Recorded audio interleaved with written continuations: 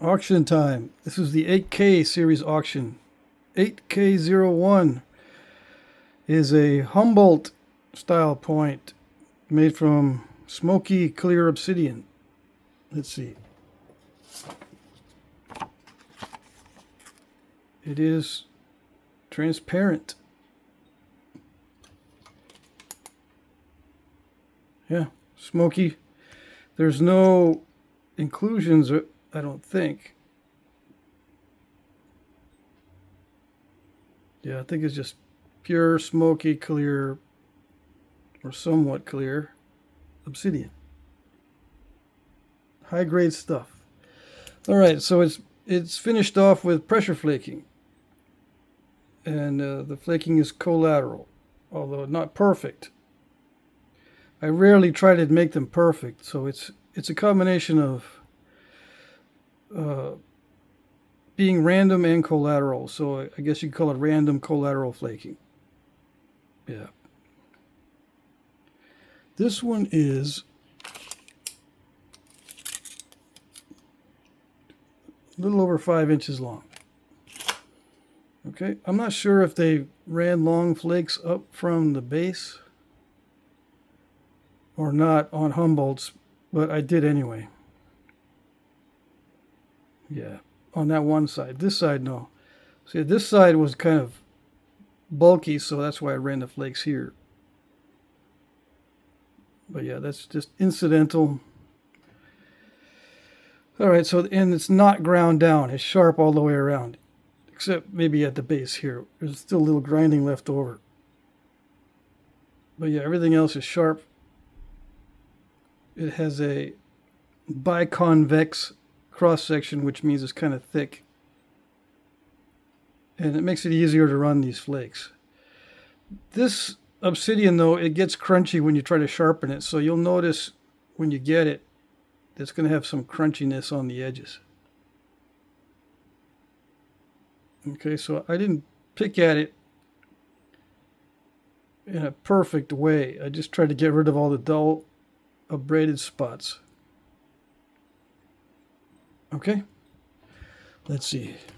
I usually try to do a few steps here, compare it to a lighter, so you can kind of get an idea how big it is. And I'll weigh it, so we can all satisfy our curiosity on how much it weighs. 558 grains. 558 grains, not grams. Okay. There you go.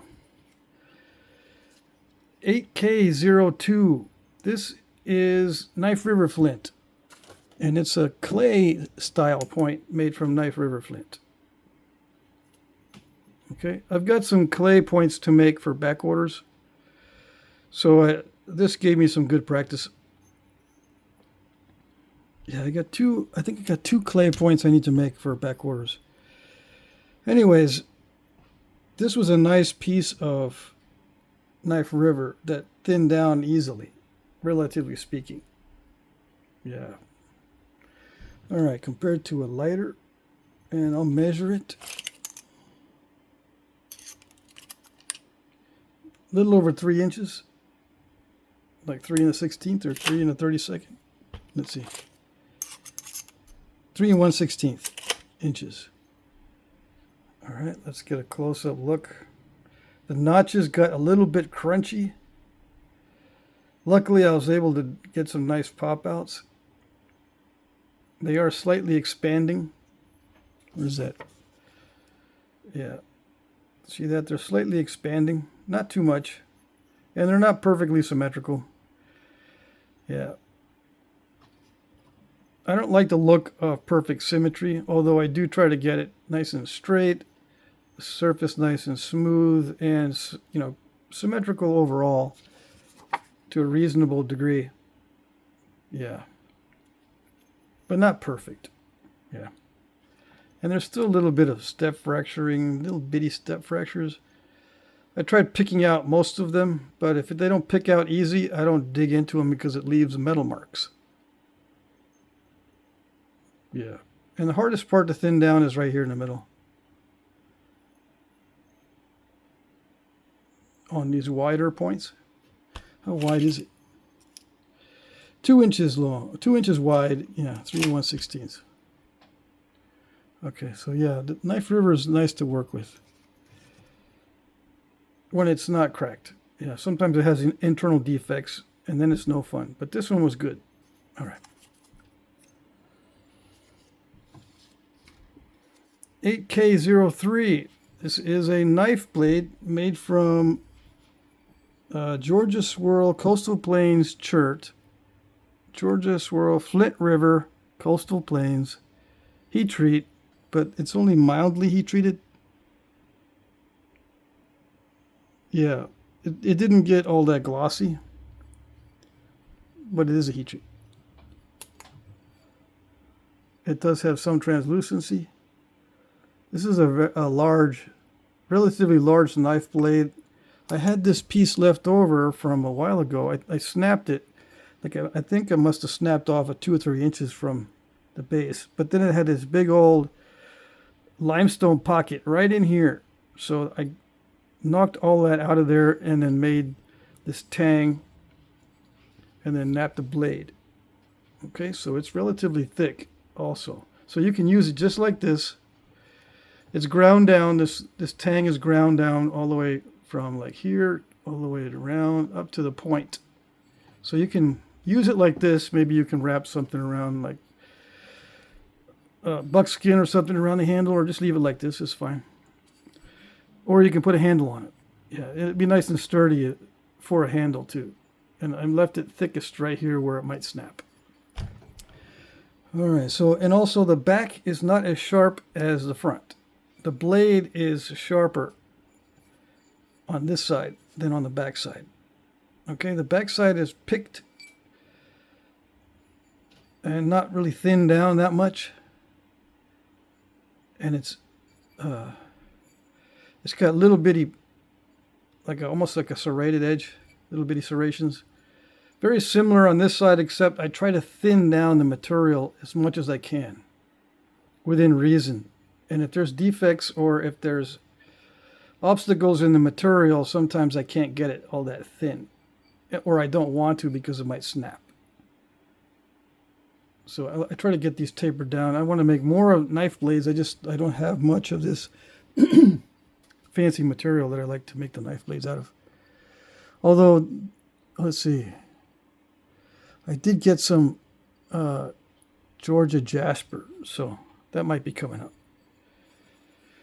when I get back from my trip. Yeah. Okay, so what are the dimensions and all that? 7 3/16. And the widest part is 2 5/8. The middle of the tang here is 1 3/8. The tang itself, I would say it's about 2.5 inches. Okay, the weight is going to be quite a bit. Yeah, 2008 grains. And compared to a lighter,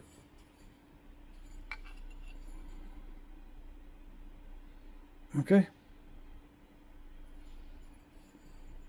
So yeah, I like making this style of blade. I actually do like it. Yep. Did we get a good look at it? Georgia Swirl, interesting material. Yeah, I showed the translucency. Maybe this shows it better. No? The little flashlight showed it better. Right? Yeah.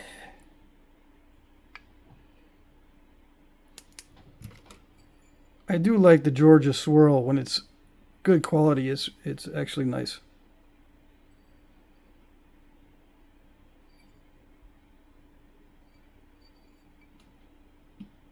Okay.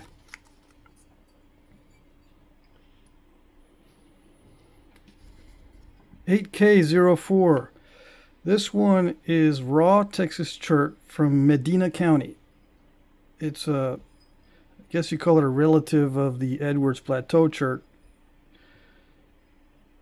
It's raw, right? They said that. It's crackly. I made this biface on a live stream, I think. and I just whittled it down to a long, narrow point. I tried to finish it up with pressure flakes. Now, this one little spot right here, you notice I tried picking that out several times because it looks like a step fracture, but I can't get that picked out of there. So it might just be a defect in the stone. Well, it looks like you can just pop that right out, but it doesn't pop out. So there's that little mistake. There was a mistake up here that was a lot worse earlier. Yeah, this step fracture was bigger. So there must be a tough spot, this little area right there. I don't know what it is. Anyway, other than that, it napped okay. As long as I get these narrow, it's not that hard to get it thinned down because I don't have to run the flakes very far. Now I put just tiny notches in it because I didn't want to mess it up. Yeah. I was messing up the notches this time around on some other points I was making. So little notches, little barbs. It's kind of an easy peasy type of design. I don't know what you would call that in the archaeological record, if there's anything like that. Maybe in Europe there is. I don't know about the Americas. 5 7/8 by 1 3/8 compared to a lighter. And I don't think there's translucency to it. No, a little bit.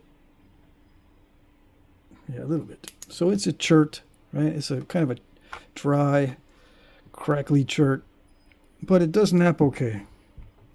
It's a mid-grade. 496 grains. Why do I tip it like that? Because you can't see anything from that direction. Okay, 498 grains. Yeah. So did we get a good look at it?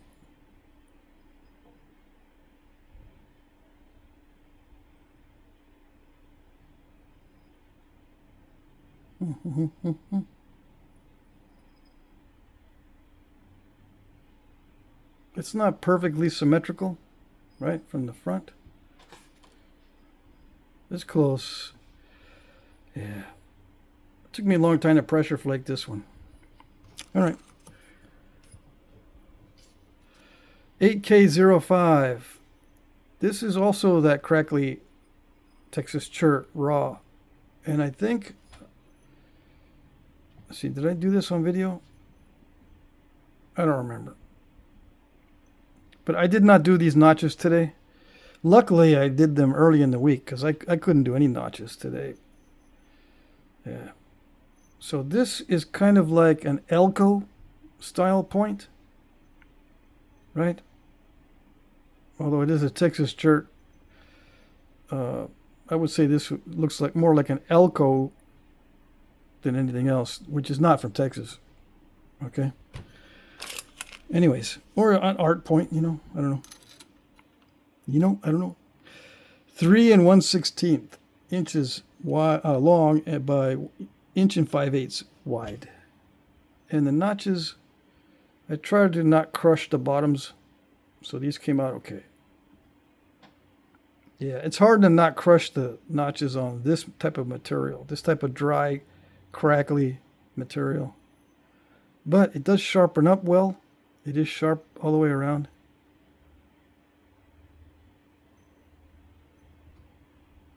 It's in that little dart point style. Oh yeah, compared to a lighter. Let's see how much it weighs. 216 grains. Nice.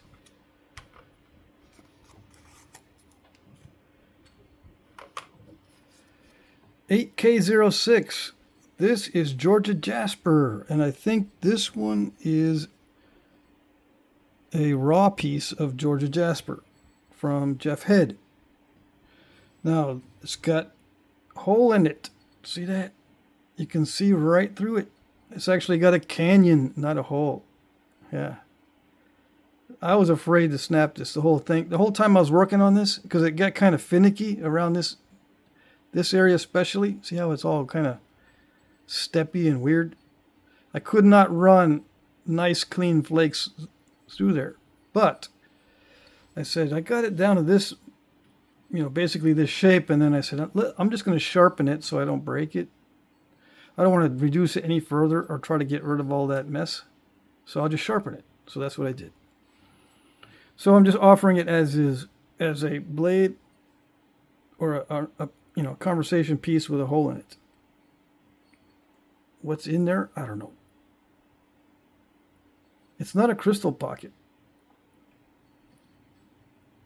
Maybe one of the geologists out there can figure that out. I don't know. I don't know what that is in there. Yeah, I was afraid it was going to crack. Now, there is a slight crack in the material right there. See that? But luckily, they didn't do anything.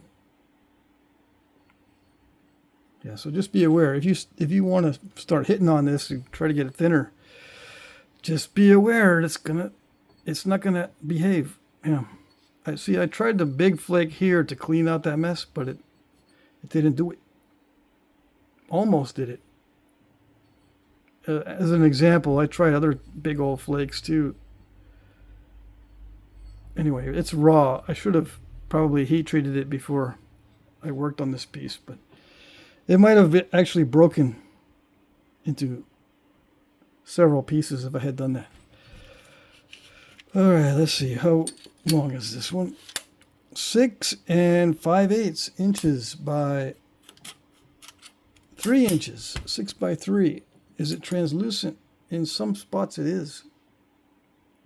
See that? Right around that hole, there's some crystal pockets. There it is. Lighter color. And on the edges here, you got some lighter color or transparent or translucent material in various areas. Where else we got? Anything? No? Okay, so compared to a lighter, man, I don't know. Should I weigh it? Let's see if the scale goes up to that much. Yeah, it does. Okay, 3,542 grains. 3542 grains. Yeah, hefty. Okay, I don't know what else to say about it. How thick is it? Let's see. I don't know. I'll do it in inches. The thickest part seems to be right there. What is it? Start with the 1 inch mark. It's 5/8? No. Almost 3/4 if I go to that thickest. But otherwise, I think it's like 5/8 of an inch thick. Something like that. On average. Okay.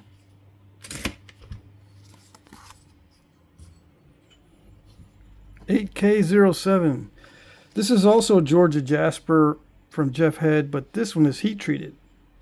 But it also has a hole in it. Let's see if we can see. Oh, there it is. See that?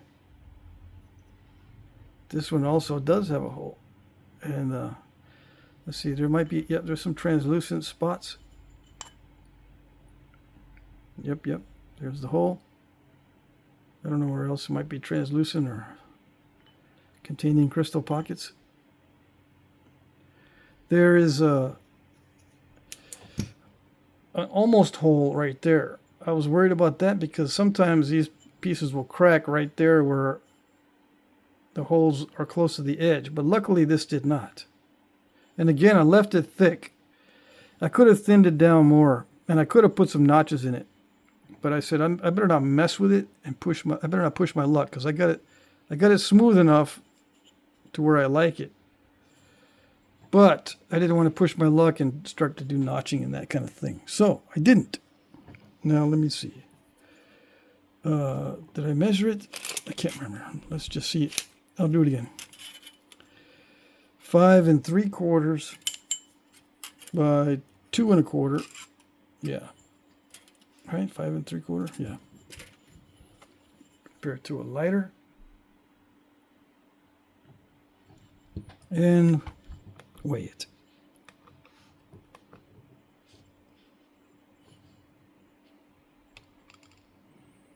1,562 grains, not grams. Okay, I think I show the translucency. I tried to get it symmetrical in every way. The flaking is random, but it did nap well, and I got some nice small arrowhead flakes off of this particular spall, so I was happy. All right. 8K08. This one is a point style that was contemporary, or coexisted with Clovis, and I cannot remember the name, but I think I'll put it in the description. Anyway, this is made from obsidian that has little bubbles in it and little pockets of inclusions, little specks of white dust or whatever, ash or whatever. See those little white specks occasionally? Let me see, is it translucent or transparent? A little bit.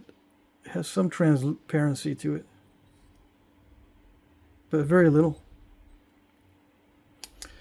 Anyway, yeah, I thought this was an interesting style because it did coexist with Clovis on the West Coast in the Great Basin. It's one of the what's it called? Western stemmed cluster. It's ground down in here all the way around the base and around the stem and up in the notched area. I believe it's all ground down on the real ones, and this one is too. This one's ground down in here and all around the stem and into the other notch. But everything else is sharp. The blade is sharp. The tip is relatively thick because it is obsidian. I didn't want it to be too thin. And I tried to get the flaking nice and smooth. And everything symmetrical. Okay. Compared to a lighter. And this is a little bit large for this type. Yeah. If you look at the real ones, they're this big and smaller. 362 grains. 360, yeah. Somewhere in that range. Okay, and what is the dimensions? I don't even know if I measured it. Almost 4 3/8 by inch and 3/8. Yeah, it's got red in it. It's got little bandings in it. Bandings and bubbles. So it's not totally black. It's got some red in it too.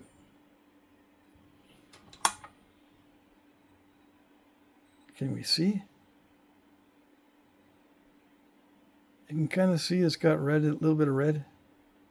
I think I got this obsidian from Alan Cole. I don't remember. I didn't write it on there. Okay. Relatively thick. Again, so I could run some nice flakes. This was allowing me to thin it down quite a bit. But I didn't want to push my luck and get a step fracture. I had a step fracture in there somewhere that was difficult to get out, because it does get a little bit crunchy. Yeah. But I managed to get all the step fractures, the major ones, out. Okay. 8K09 is a box of Brooks and Bifaces, but it's mostly obsidian. Yeah. I'll take them all out and I'll describe them. I think there's only one that's not obsidian. Let's see if I can get them all to show in the frame. How many do we have? 1, 2, 3, 4, 5, 6, 7, 8, 9. I try to get 10 of them in here now. I've been trying to get 10 bifaces. Brooks and bifaces. All right, anyways. Let's do this one first. This one I was going to make into a northern point, but I broke the barb off and it ticked me off, so I said, no, that's it. It allowed me to get it really, really thin. It's kind of a silvery sheen type of obsidian or dacite. And it was going really good until I started notching it. I even had to try to file it because it was getting tough. It wanted to be tough. So I had to exert some extra force, and that's when it blew the barb off. And it didn't even work right as far as punching out a nice pop out like that side. What it did was instead of going into the material, it went around and took the barb off. I have no idea why it did that. Anyways, that's the first one. 5 inches almost, or a little bit over 5 inches by 1 5/8. Okay, so this is non-translucent or non-transparent dacite, high grade. It is a high grade dacite. I had the edges all nice and thinned down too. It's just at that stage before the final sharpening. It's dull. Okay, I ground it down. So before I sharpen it, I usually try to notch it. Yeah. So the edges are ground and they're not fully sharpened. This is the stage just before I sharpen it. Supposedly, it's supposed to be notched. All right, so that's that one. This one is a silvery sheen, a little obsidian one too. Very similar material. Okay, these are both high grade materials.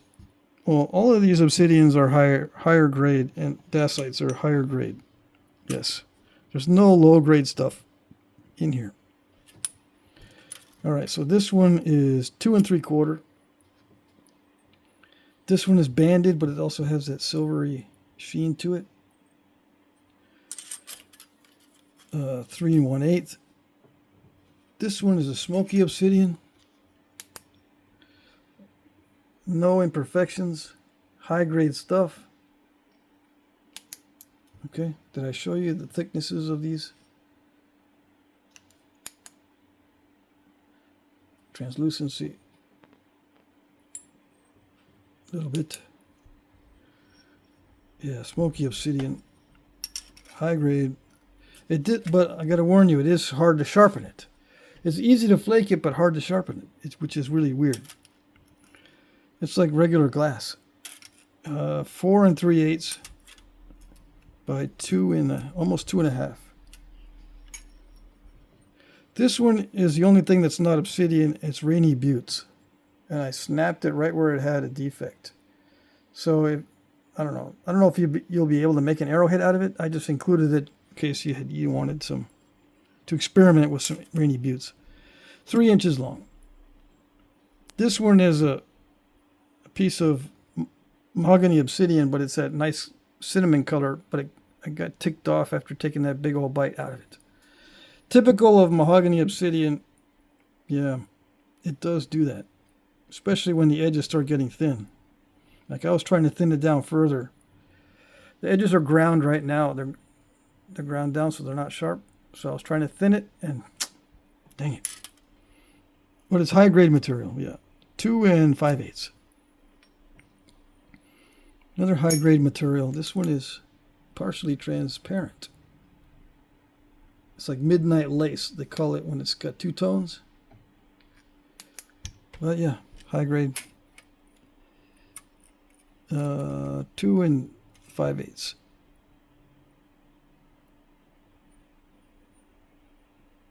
I think I did this on a live stream. I remember that being in a video, that little defect right there. That's part of the original flake scar. I guess I was during the refurbishing videos. Yeah. All right. So this one is a high grade dacite. Okay. Very similar to this stuff that this is made out of. Yeah. It's just dark gray. It will not. It's not snap and halfish. In other words, when I say high grade, usually there's three components for the high grade stuff. Nice color, nice flexibility, and it can be sharpened. Right? I think I have 3 basic criteria for nice material. Oh, it can. I guess one of the criteria also is you can run flakes on a flat surface with high grade material. It doesn't require a large amount of convexity to run the flakes. When I say high grade, it does it does cooperate with you. It doesn't like you. It cooperates with you on flat surfaces. See that? It didn't dive at all. So that's part of being high grade. So it doesn't dive. It sharpens well, and it's flexible enough so it's not snap and halfish. And of course, you add colors in. If it's a nice color, then that makes it a 10 out of 10. This, I don't know about the color. Did I measure it? 3 3/8. The color is not that great, but it's all right. And last but not least, this, I think I did this one on video. This is also high-grade dacite. The flakes were coming off of this really nicely. Right, so I guess you can watch the live stream and get an idea of how this worked. For a dacite that it's a little bit grainy, it is on the higher end as far as quality. 5 1/4. Why did I not work this one? I just didn't feel like it. Yeah. I don't know. I'd rather work some smaller ones, but I ran out of time. This is a nice, these two have a nice feel to them. High grade gloss and a nice feel. Yeah. Okay. There you go. So these were all shipped together. I'm not going to weigh these, or should I? Let me see. Before I put them away, let's weigh them.